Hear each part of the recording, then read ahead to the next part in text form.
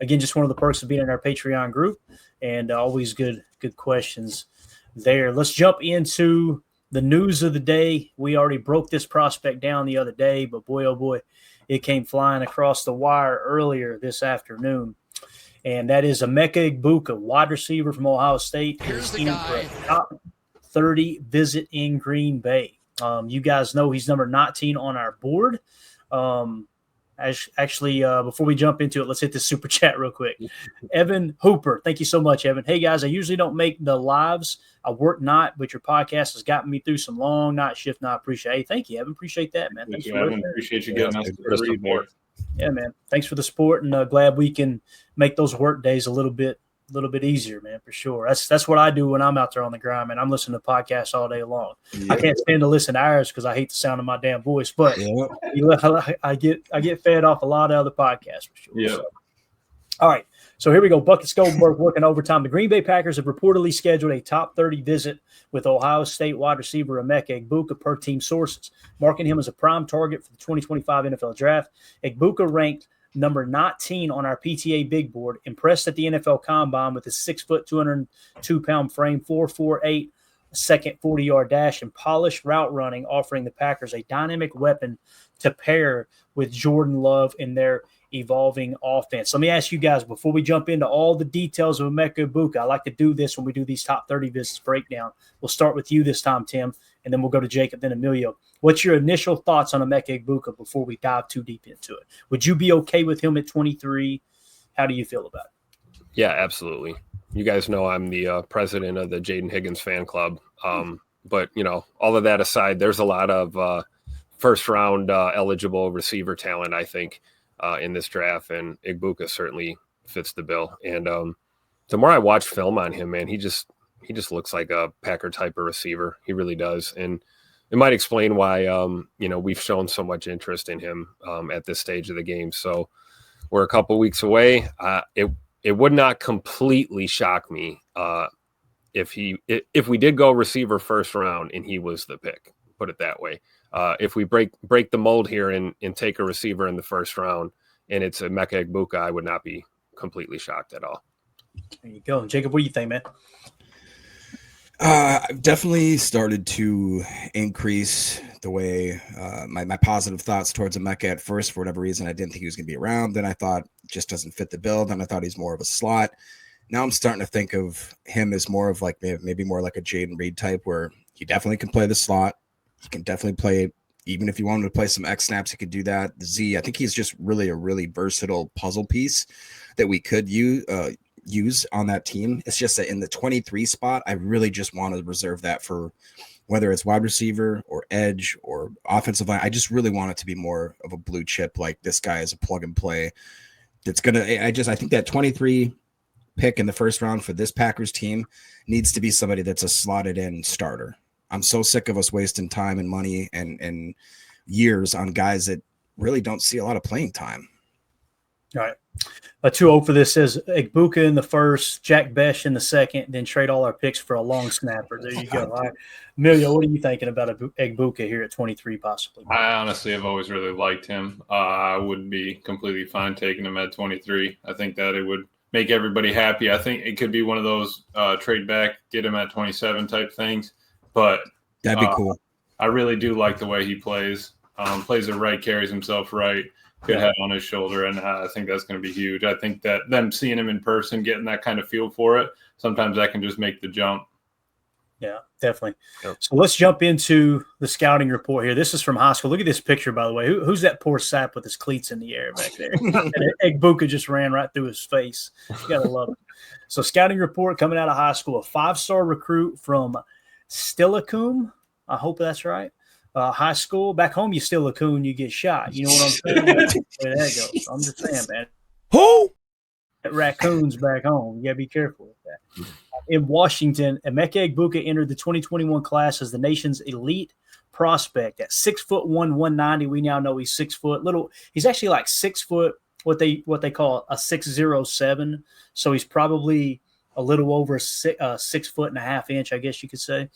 190 pounds. He combined elite speed with crisp agility, Starring as a wide receiver and return specialist, his senior highlights showcase smooth hands, explosive breaks, and a knack for yards after catch, earning him Washington Gatorade Player of the Year honors. Ranked number 8 overall by 24/7 Sports, Egbuka picked Ohio State over offers from Oklahoma, Clemson, and Washington, with scouts pegging him as a future first-round talent. Goes on to his college statistic. Egbuka's 4-year run at Ohio State from 21 to 24 highlights his evolution into a top-tier receiver. In 2021, as a true freshman, he played 13 games, recorded 9 catches for 191 yards. He broke out in 2022. His sophomore year, guys, listen to this, 74 catches for 1,151 yards and 10 touchdowns over 13 games, alongside Marvin Harrison Jr., earning freshman All-American nods. His 2023 season saw a dip due to a nagging ankle sprain, 49 catches, 515 yards with 4 touchdowns in 10 games, but he still secured honorable mention All Big Ten. In 2024, Egbuka erupted with 81 receptions, 1,011 yards, and 10 touchdowns over 13 games, adding 12 rushes for 91 yards and 2 scores, earning first-team All-Big Ten honors. His career totals ended up being 213 catches, 2,868 yards, and 26 touchdowns over 49 games. Detailed scouting report entering the draft. At the combine, Egbuka measured 6 foot, 202 pounds with 31-inch arms, blending speed with a 4.48 40 and a 38-inch vertical. His 2024 tape reveals a technician with rare polish, fluid hips, and precise route breaks, and reliable hands, just 3 drops and 103 targets. He thrives in the slot or outside, excelling at creating separation with savvy footwork and bursting after the catch. While not a burner like some peers, his short area quickness and body control make him a quarterback's dream. His versatility and football IQ project him as an instant impact wide receiver 2 with wide receiver 1 potential in Green Bay's scheme. So that's suggesting, hey, look, you can plug and play him right in the spot. There's your number 2 wide receiver his rookie year, working his way into wide receiver 1. As Coach Lynn says, everywhere he's been, he's produced, man. It's kind of rare that you see someone come out so highly touted out of high school and live up to the expectation. He seems to have done that. And, we're always talking about how Goody likes Georgia players, that's something that's just been kind of a common theme. You know what I think he likes more than just Georgia players? It seems like he's always looking into the national championship teams. You notice that? It seems like that's what he kind of likes to dip into is, hey, these dudes know what it takes, the big one. And be a part of an organization that's bigger than them, because you win a national title. Typically, it's not because you got this big stud superstar. Like, look at the quarterback of Ohio State, Will Howard. He's probably not even going to be as high as a 4th round pick, right? But what do you have across the board? You have 2 receivers. His entire time at Ohio State, Egbuka has had to work in tandem with other big name receivers. JSN, right? If I remember correctly, went there. Marvin Harrison. It's just constantly there's a receiving core there, and it has become the quintessential receiver in college football for sure. So you mentioned Goody loving the Georgia players and the championship experience. I wonder if that explains a little bit of why we were so high on Quay in the first round. National champion, part of a big defense, arguably the number 1 defense in the country at the time. And I wonder if that's what kind of pushed him over the edge and made us go ahead and take a flyer on Quay. Devontae Wyatt too, Tim. Yep. Right. Same thing. Yep. So Javon Bullard, if I remember correctly. Right? Yeah. There you go. Yeah. They're the ones that have gone on a run too. I mean, let alone the regular season. You got to go through the playoffs now. You got extra games. You got wear and tear on the body. How do you carry yourself? Can you still compete when the lights get brighter? All that. Yep. Yeah, I'll be honest. As I'm reading over these, he's kind of, you guys are kind of convincing me here. Oh, here we go. Oh boy, here's a guy. Wow. For some reason, I thought he was a little more stocky and slow, but 6 foot 202 with 31-inch arms with a 4.48 and a 30-inch vert. I mean that, and just the 3 drops on the 103 targets. The fact that if they really do consider him a plug and play starting wide receiver 2, I think you might have twisted my arm a little bit, dog. Here's the guy. And Jacob, I'm not going to sit here and pretend like this was my guy the whole time either, man. It became apparent to me about a month ago when I noticed him on the board, and he's like hovering around Luther Burden and all those guys. And then all of a sudden he separates himself where he's number 2 behind Tet McMillan. And then I hear Greg Cosell talked about. He was like, this dude is going to play in the league for 10 or 12 years, and he's going to be an Amon-Ra St. Brown type player. Like he mentioned a couple of different players similar to that. But this is one of those guys that got brought up. He can play everywhere too. Like he can play Z. He's big enough to play X. You could put him at X if you wanted to. Now he's not going to be that jump ball guy, although you'll see some of these pictures we got of him. Matter of fact, I think I've got one down here. Or did I already show it? I believe I already did. That one right there. Look at this. Like going up into double coverage on Texas and bringing that thing down high pointed, right? I mean, his contested catch rate is 60%. So there you go. There you go.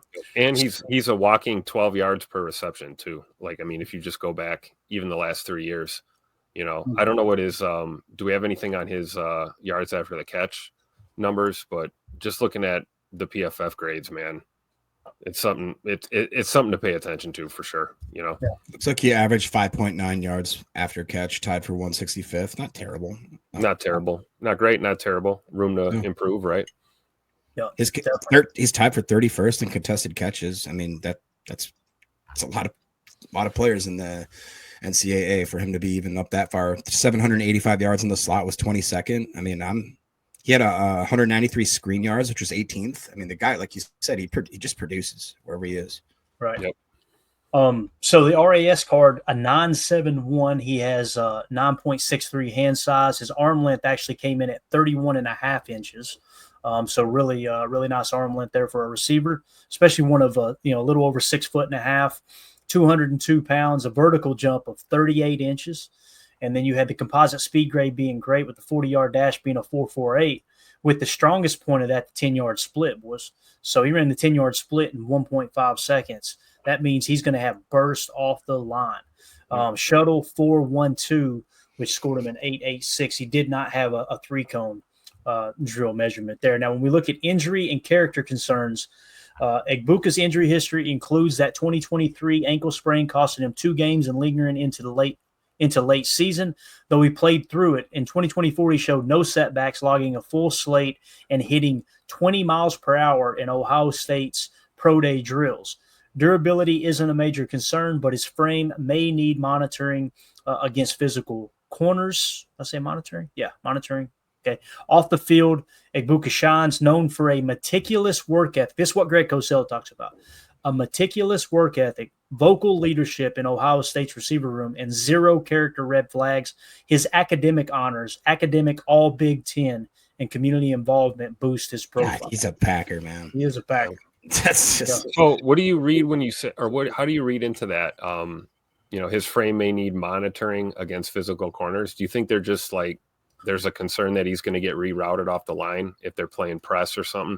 I think that's exactly what it means. Emilio, what do you think? To me, it feels like it's, hey, look, you don't want to consistently put him in a situation where if somebody's jamming him, you and I take of this, and it's exactly what Greg Cosell said when people said Egbuka is not an outside receiver. He's like, he has specifically said if you put him in a Sean McVay style offense, which is Matt LaFleur's offense, where you've got a moving Z, what we refer to on Chalk Talk as the F in Matt LaFleur's offense, then that's where you get those free releases. So, Tim, I take that as you got to monitor that in the sense of you want him being that cheap motion guy so he doesn't get jammed, and he's got that 10-yard split of 1.50. Is that how you're reading it too, Amelia? That's exactly how I was seeing it. I think that the way you can kind of flip-flop Jaden Reed and him if you were to get it, if you want Jaden Reed on the slot, even if you keep Jaden Reed on the slot, you're using Egbuka as a flyer, but Jaden Reed's off the line of scrimmage, he still can have that a little bit of a free release, not being pressed up. You could stack them. We go tight a lot. We got, doubles tight. You can get yourself free without having to, always move Jaden Reed or Egbuka, or we can go, two motion. Really, you got to keep the defense honest. I think Matt LaFleur is going to bring something new. We talked pistol last year. Maybe it's double motion. Maybe it's a whole shift. You start on the right side, everybody flips left, something like that. Yeah, I can see it. I agree. Chris in the chat says, I don't see what Goot won't like about Egbuka, RAS, etc. I mean, seriously, when you look at these top 30 visits, you start to try to narrow them down and go, okay, what pick are they looking at that guy at? Because a top 30 visit doesn't mean you're just looking at him for the first round pick, right? I mean, they're kind of scattered throughout the draft is how Goody, and he got that from Ted Thompson. Ted Thompson was really big on that. So when you look at it from that perspective, okay, what would disqualify Egbuka from being the 23rd pick? him not being there is the only thing I could find, Chris. I mean, really, that's what it comes down to. So I think we would all agree he's not going to make it out of the first round. Yeah, I think that's fair, Tim. Coach Lynn said here, Egbuka would work great and reduce formations great in the blocking game also. And the monster aggressor asked, can Egbuka beat man? PFF has him as an 80.9 grade versus man. Wow. Check another one off the box. All right, let's go to the PFF grades here. Starting in 2021, his grade 72.8. In 2022, he jumped to an 83.1. 2023, he had the ankle injury, fell back to a 72.9. And in 2024, he jumps back up to a 79.5. Now, when you look at the snaps here, he was in the backfield 16 snaps. He actually attached inline 27 snaps, and that's that real close that when they go to those nasty condensed sets, you know how we would put Christian Watson right there, almost looks like a tight end position. Right. They were actually putting Egbuka in there. And Egbuka's a physical player too. Like he'll peel somebody's cap. You look at this kid, he's built solid. Like he's not really built like a Jaden Reed, to be honest with you. He's built more like I don't even know what to say here. I don't want to say Hines Ward because Hines Ward was thick, but just a more physical receiver in that regard. He'll block and he'll stick his nose in there and do the dirty work. And I'm telling you, as I was going through and grabbing pics for the article, bro, there was pictures everywhere of just bodies laying around him as he's running with the football. I'm like, this is what I'm talking about. No block, no rock. All right, so in line, that's what that means with the 27 snaps.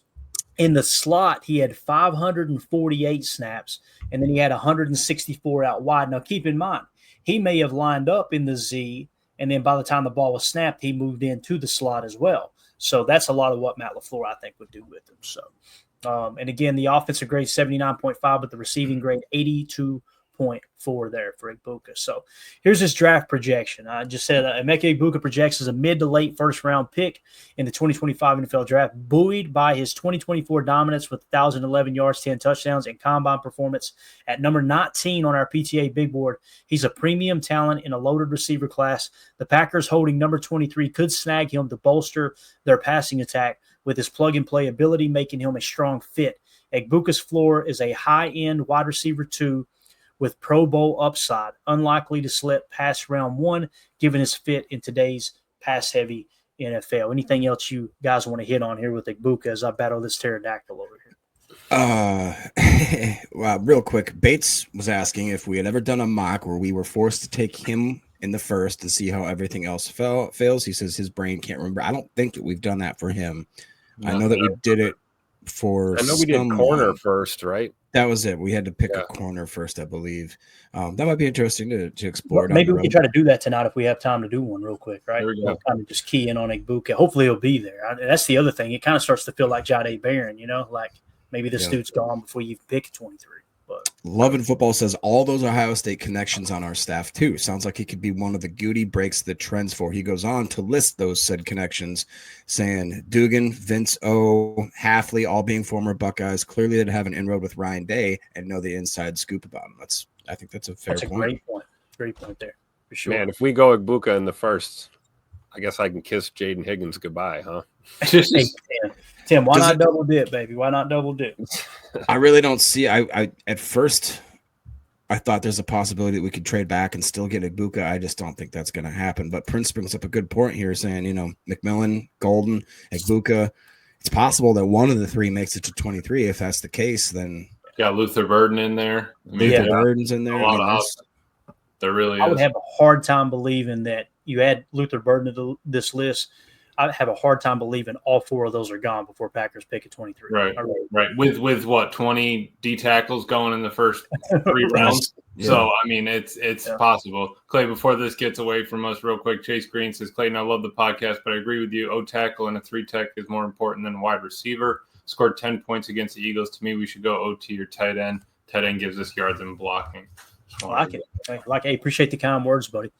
Tight end is really picking up steam for the Packers, at least from the fans. You know what I mean? It's like everybody's starting to look at, hey, if these receivers are gone, that means a good tight end drops to you. Why not take a tight end and use that as a weapon? I mean, take a little weight off Tucker's shoulders. Yeah. And look at what Brock Bowers did last year, right? Which we had Brock Bowers as one of, if not the best prospects on our board, which I want to do that. That needs to be an episode coming up real soon to where we go back and look at our last year's vertical board and see how many we hit on, kind of see how those guys feel. I think that's a lot of fun. Yep. So, all right. So there you go. Emeka Egbuka in for a top 30 visit. All right, let's see here real quick. H.E. Solder says, is there a big difference between Egbuka and Higgins or Harris? I think when you look at those three players, Egbuka is a 4-year player at Ohio State where they have had arguably the best wide receivers in all of college football that entire time. When you look at Higgins, smaller school, Iowa State, right? Now the strengths to Higgins that Egbuka doesn't have. When you look at Trey Harris, I want to say he played – was that the one that played – I can't remember where he played. He played at a smaller school and transferred to Ole Miss, right? So Ole Miss is a big school, don't get me wrong, but he kind of came up through the ranks, and I'm sure that was an NIL deal, as opposed to, say, Egbuka, who like everybody was saying in the chat, I think the way I would answer this question, I'll get your all's take before we move on. Solder, what I would say is Egbuka has been that dude since high school, and these other guys have kind of emerged. That would be the main thing that I would think the difference would be. They're all different players. Higgins is a big body possession receiver, right? Yep. With good speed too. Harris beats the hell out of man coverage and has great hands, right? Which Higgins has got great hands too. Egbuka to me would be able to do more of what Higgins and Harris couldn't do, and that's that moving Z and what LaFleur likes to use in his offense. What do you guys think? I think with Higgins, he's similar build to Harris, so when you look at Egbuka, a couple inches in height, couple pounds in weight, like you said, big body possession receiver. I think the thing that makes Higgins stand out, I've said this before, is the route tree. I don't think there's a route he's incapable of running effectively. And I think that might give him an edge over a Trey Harris or an Egbuka. I think that's fair. The only thing I would say in regards to Egbuka is working out of the slot gives him a lot of more two-way goes. I feel like he's kind of, he can be dominant left-right, rather than if he's like a one-sided receiver type thing. But, yeah, I mean, Trey Harris would be a, stretcher, tall, can, like Clay said, beat man. Same with Higgins. So, yep. There you go. Yeah. Wish y'all could see this pterodactyl. He's on my screen mocking me right now, bro. He just flipped me the bird. He did. Yeah, he just said he's about to go over the camera. If he goes over the camera, this is going to be hilarious. Hold up. Please do this. Oh, my God. Come on, climb over that camera, dude. All right, anyway, back to the show. We'll see if he does, you'll see it get blurry here, man. That would be hilarious, dude. So Turtles, real quick. We talked about it briefly, but I forgot about a couple. He says Emeka in Ohio's all-time receptions is Ohio's all-time receptions leader, considering the fact he was behind Olave, Wilson, Harrison, and Jeremiah Smith. I forgot about Olave. That's crazy. Jeremiah Smith is unbelievable too. So, I mean, for him to be still producing like that around that kind of talent, coming out as a 5-star, that's big. Yep. Clayton's going after it right now. Yeah. Wash your hands, wash your butt, man. That's it. That's all. That was I ain't playing those games. He got evicted. All right, he's out of here. Get him out of here. All right. Question mark. My biggest worry with Egbuka is just what Coach Len is saying right here is that I don't want him to take reps away from Wicks if we draft Egbuka. My only worry is what Coach Len says. Gotcha. No, it makes sense. It makes sense. Agree. It would put my boy Malik Heath on the chopping block too, as well, for that last spot. Mm. Yeah, that would definitely shake up the wide receiver room just a touch. I imagine they would give him an opportunity to win that starting job as much as possible. Now, the other thing about the moving Z, the F, you got to know all the choice routes, and what we mean by that is everybody's got to know choice routes in the offense, but that F is a lot more difficult because it's moving into different spots, and that choice route changes from where you start on the formation to where you're going to end at the snap of the ball, right? And it could be a wolf concept that if they play outside leverage and you got the corner out of the two, then okay, if they've got outside leverage and you're running the corner out of the two, then you sit instead of run the corner. And you got to know those things, and the quarterback's got to be on the same page with the receiver. That's why you've seen Aaron Rodgers constantly cussing all those rookie receivers. And it's why people are like, no, Aaron needs to throw to the open guy. Shut up, quit complaining. And you got first ballot Hall of Famer Kurt Warner going, boys, these receivers are not breaking their routes off the way they're supposed to in this offense. Right. So it is amazing how many people on Twitter argue with a Hall of Fame quarterback, but that's just the way it goes. All right, let's move it along to the next top 30 visit. Anything else on the Egbuka boys? That was a fun conversation.